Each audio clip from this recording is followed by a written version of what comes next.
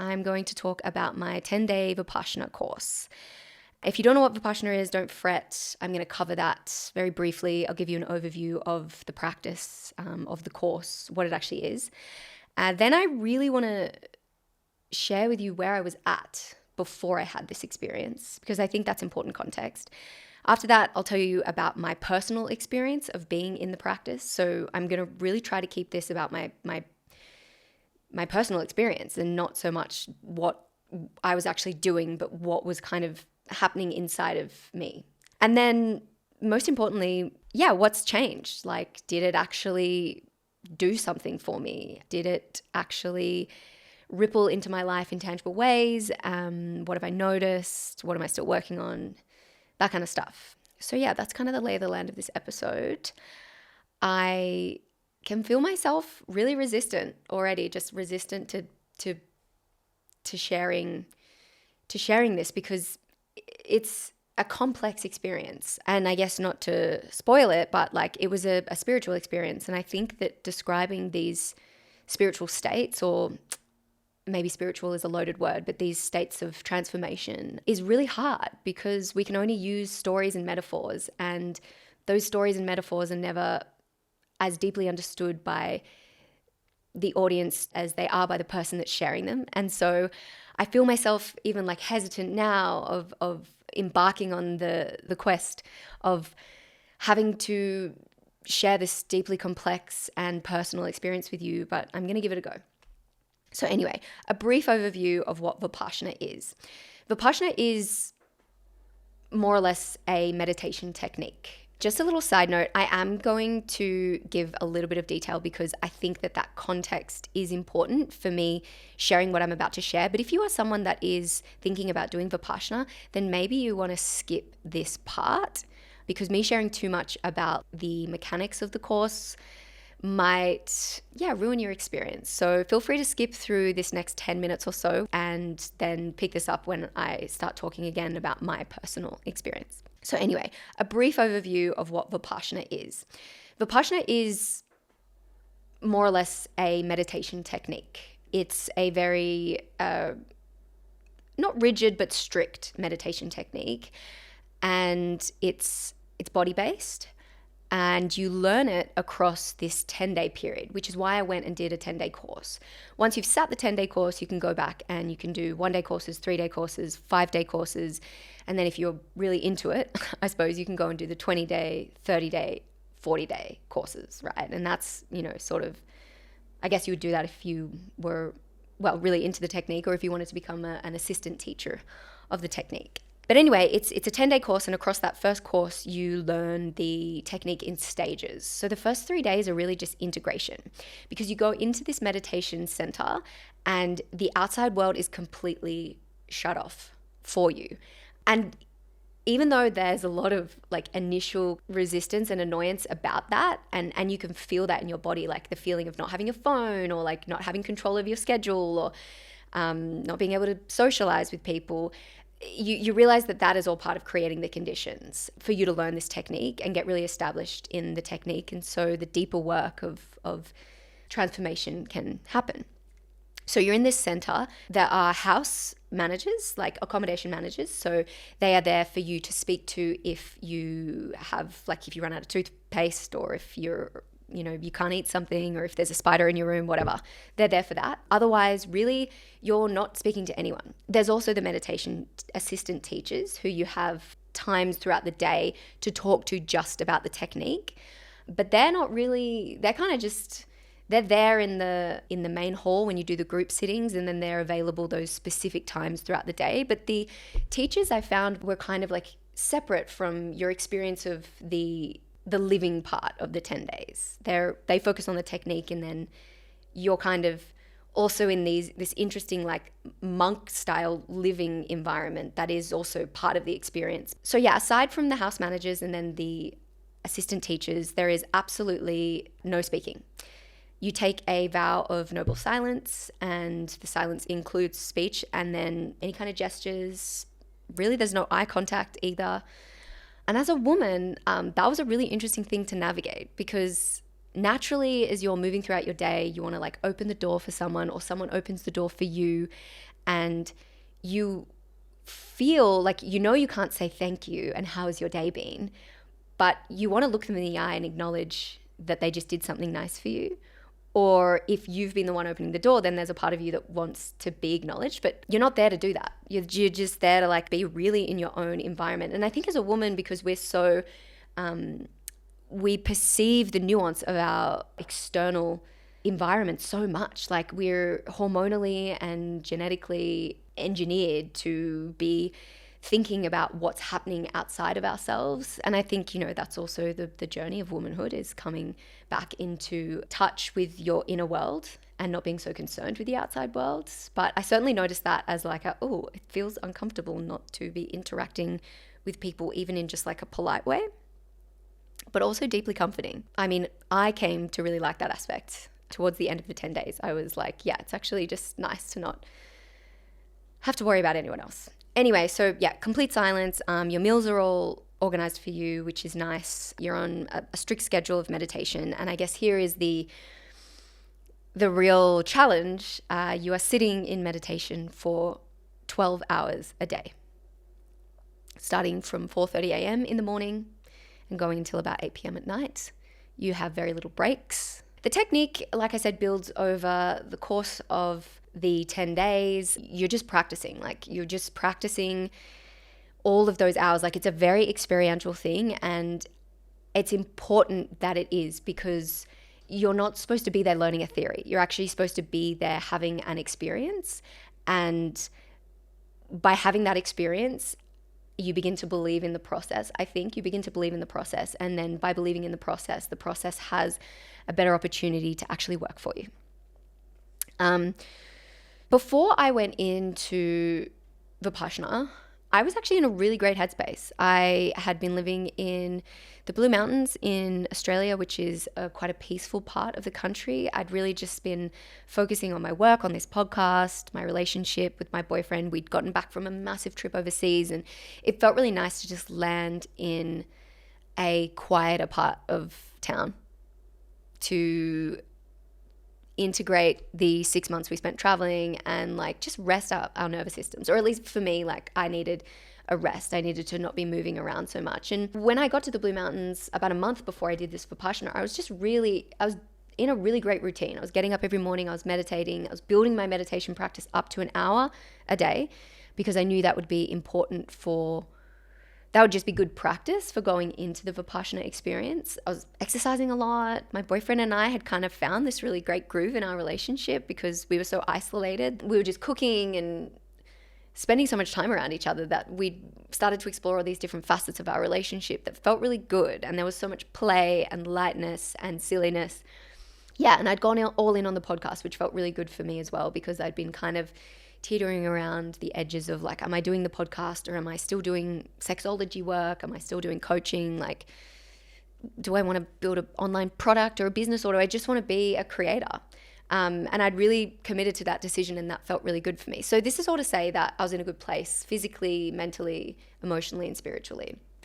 But there was one thing that had been hanging around. Like there was one neuroses that seemed to be disrupting my connections. I mean, it feels super vulnerable to say this, but it's worth sharing. I had started to experience anxiety in some of my friendships. I have a really amazing collection of friends from all over the place, from so many various chapters of my life, from uni, from growing up, from traveling, from working, from creative pursuits. And I feel fortunate for that. But I have lived a lot of lives in my short life, and I've moved around a lot of places.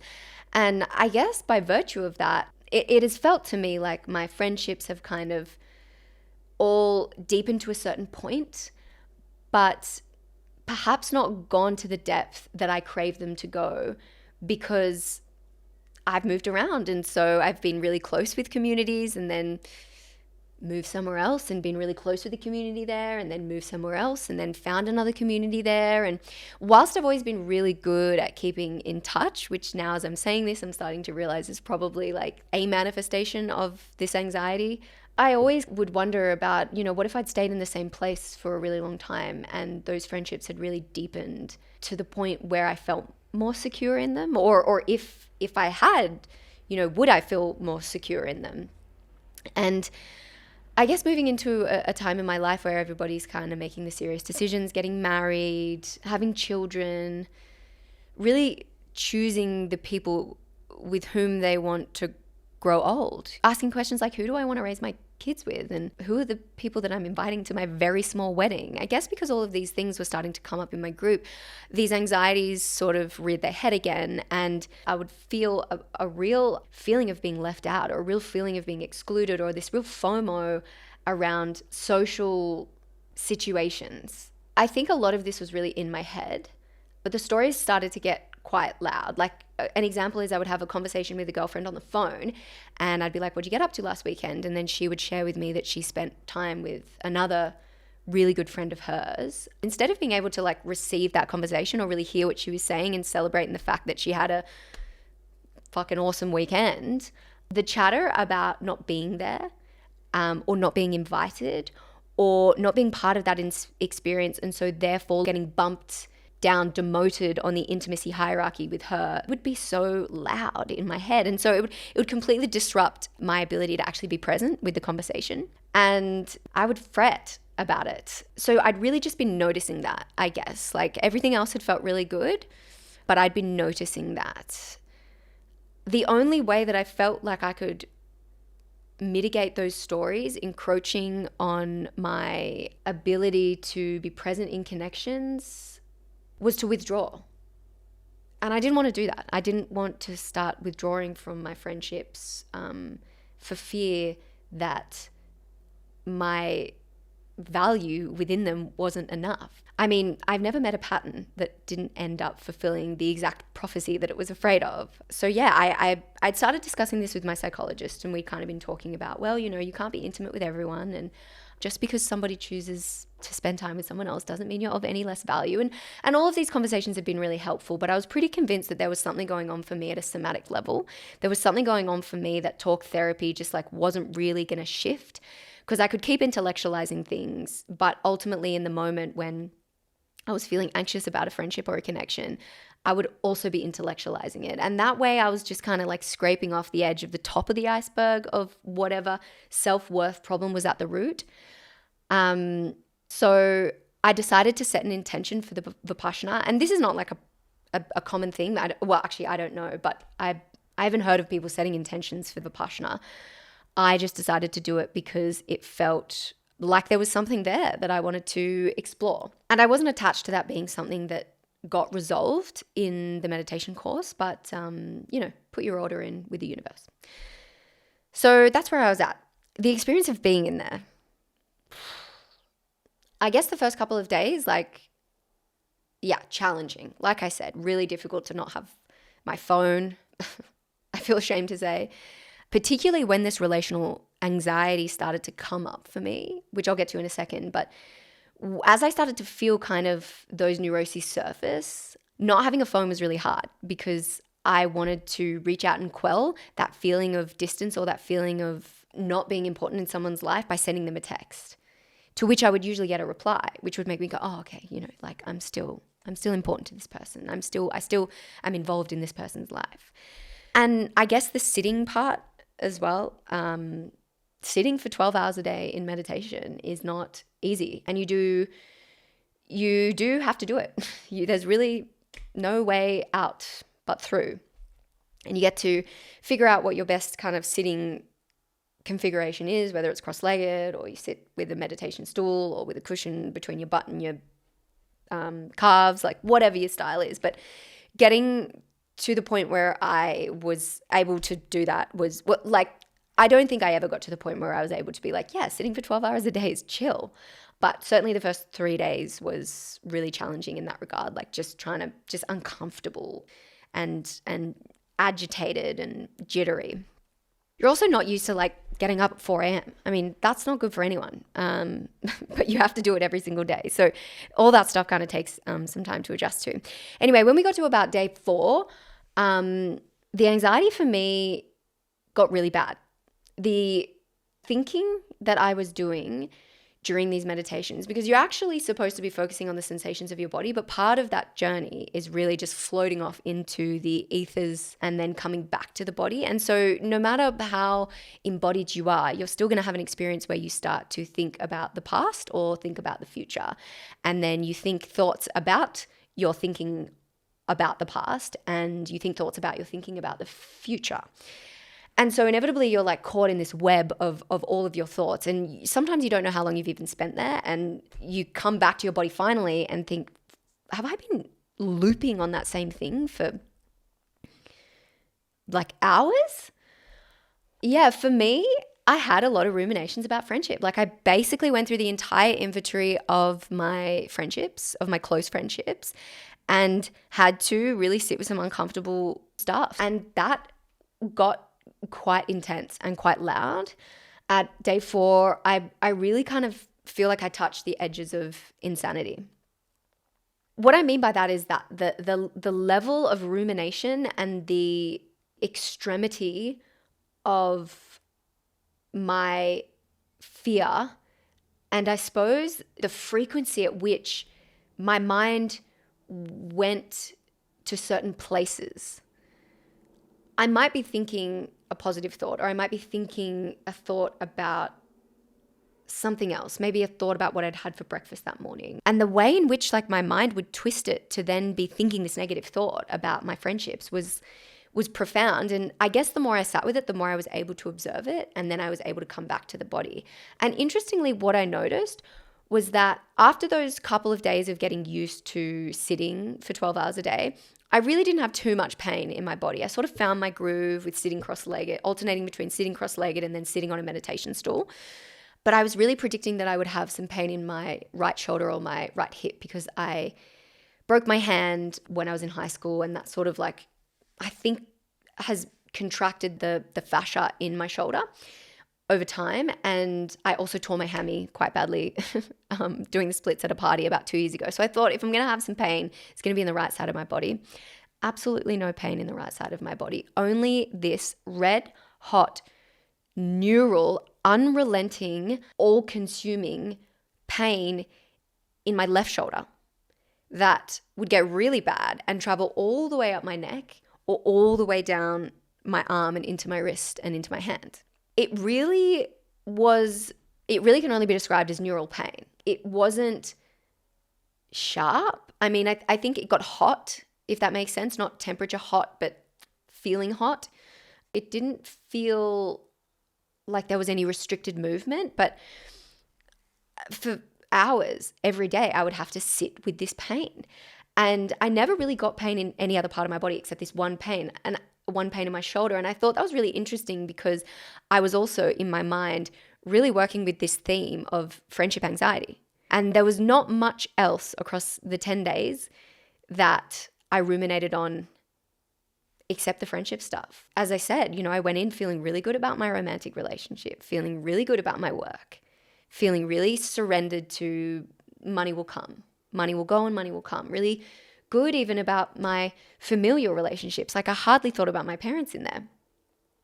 But the friendship theme was making itself known, as was my left shoulder pain. And I went and spoke to the assistant teacher about this during one of those portions in the day when you could talk to them about the technique. And she just said, look, weird things are going to happen. This pain might go tomorrow, this afternoon. It might not go at all.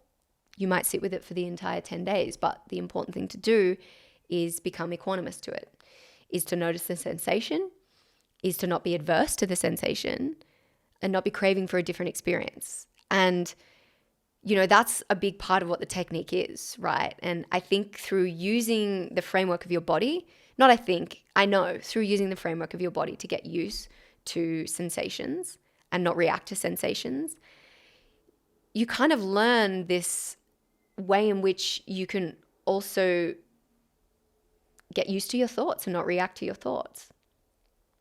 So I sat with the pain. I let the anxiety come up. Day 4, things got dark. I went and spoke to the teacher and I said, things are dark. I'm having a lot of dark thoughts. And she she said to me, that's great. It's probably great that it's all coming up. I wouldn't make too many stories about it. I wouldn't be making too many connections, but just notice that it's coming up. And every time you find yourself off in the land of thoughts, come back to the body. See how long you can stay in the body. And if you float off again, it's another opportunity to practice equanimity. You don't have to be getting anything right. You don't have to be getting anything perfect. Just always coming back to the sensations of the body and just always in this curiosity of, and what now? And what next? So yeah, the anxiety on day 4 kind of peaked. Day 5 also like a little bit of a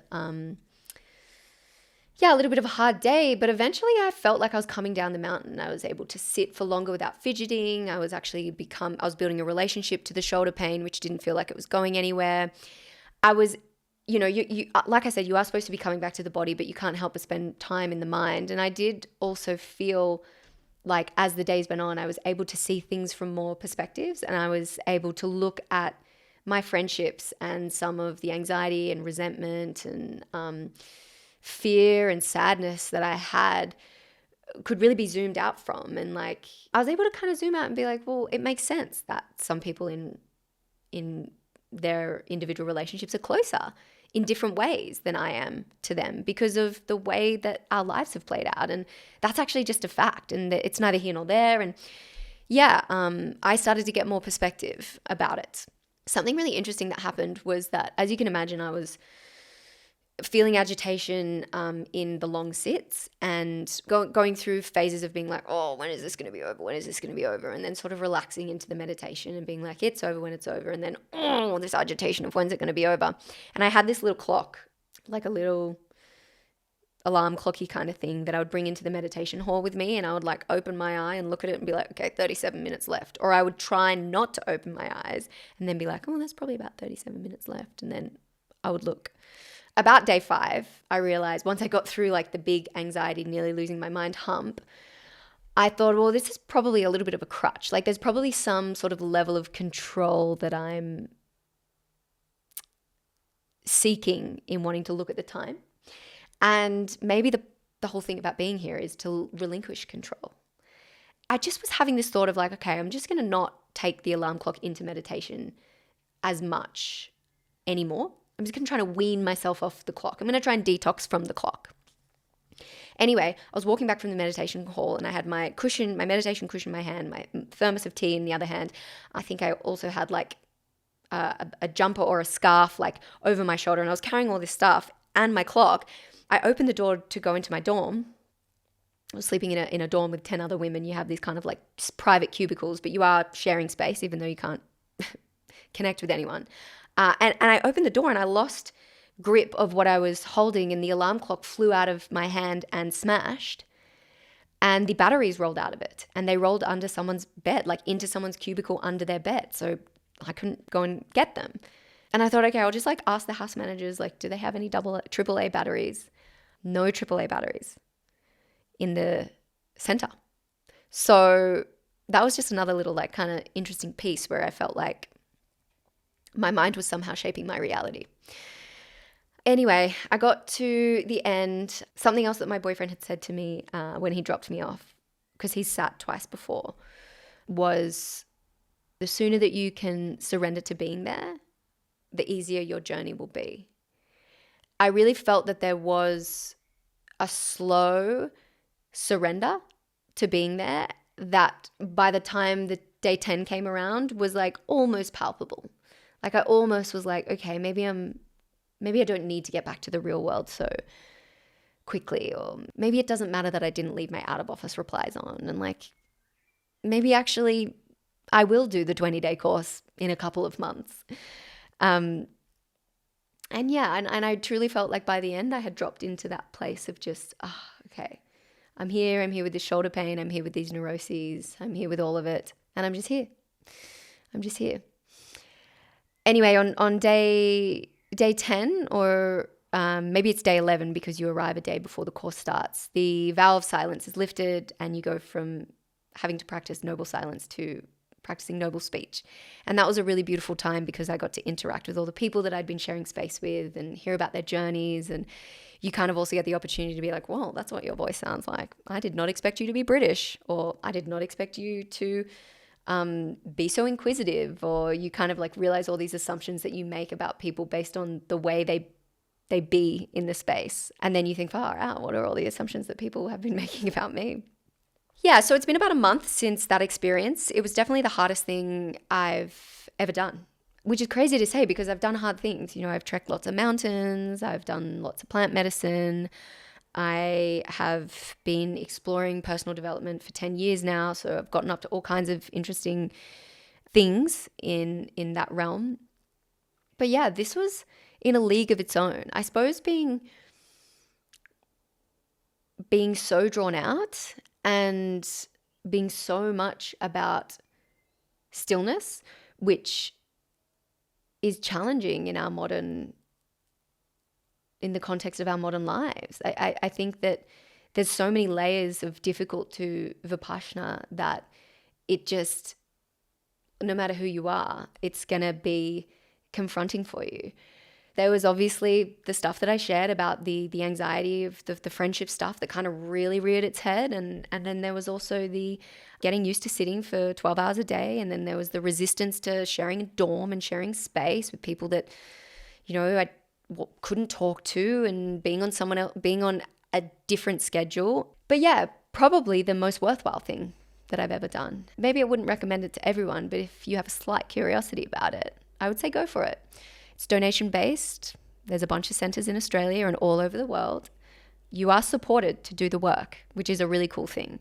It's hard work, but everything else is taken care of for you to be able to do the work. So since then, I would say there has been a marked difference in the way I think about my friendships. I guess that there is no other way for me to really describe the change except to tell you that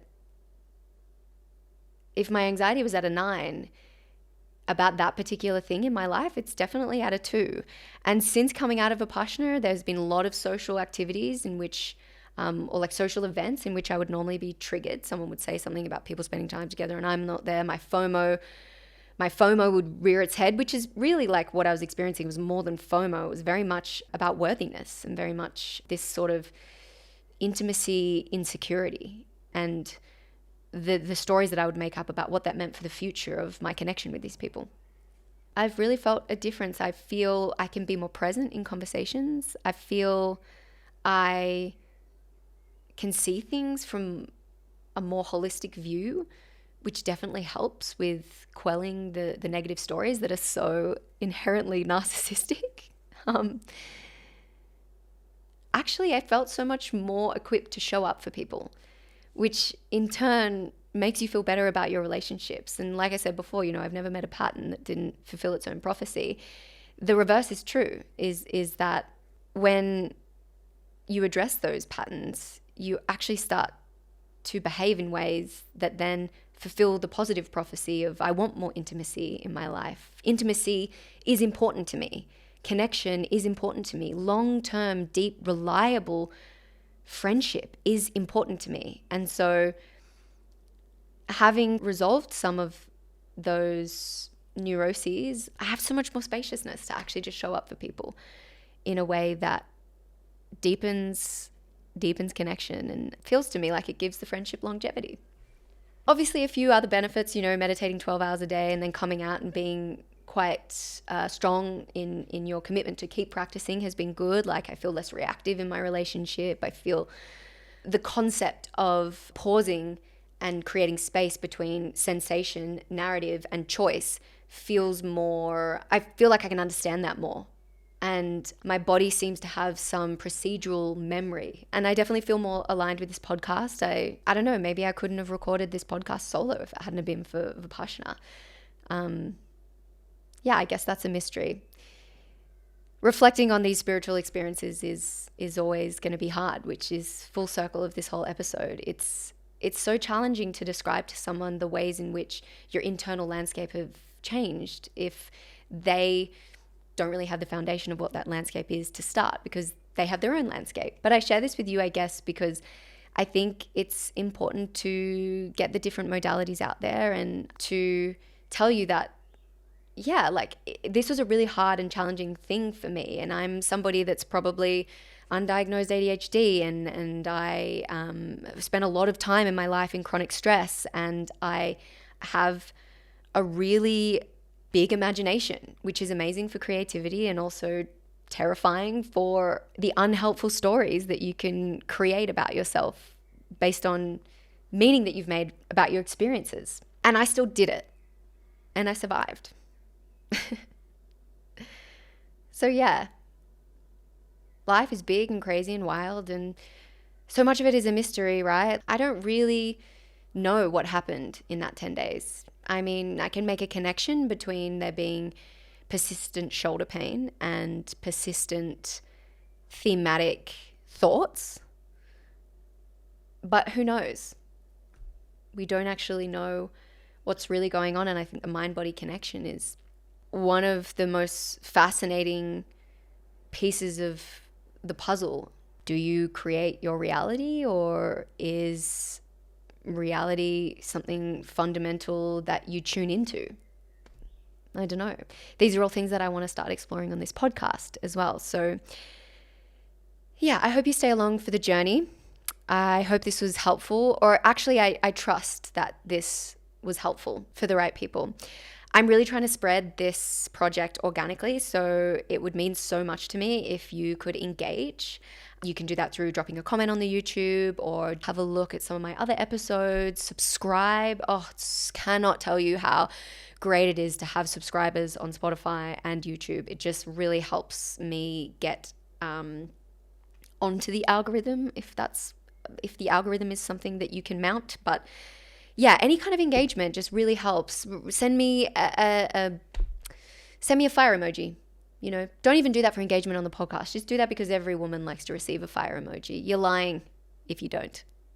Next episode's a really interesting one. The very first episode I recorded was solo, as I shared, and it was about my journey with bladder pain. That was a 10-month journey. I saw a lot of different practitioners to try and get to the bottom of that. It was also one of the most challenging experiences of my life. One of the women that I saw was a womb healer, and I saw her for 4 months. We did both internal and external fascia release, and she really helped me with a lot of transformation, particularly around relational anxiety, more so in the realm of romantic connection though. In that episode, we talk a lot about the mind-body connection, but through her lens as a holistic pelvic health practitioner. We talk about the menstrual cycle, we talk about birth, we talk about fibroids, we talk about PCOS, we talk about endo. At the base of our conversation is this notion that the pelvic bowl holds so many of our experiences as women or as people with wombs. So stick around for that episode. I'll publish that next week. I love you for being here. Stay curious.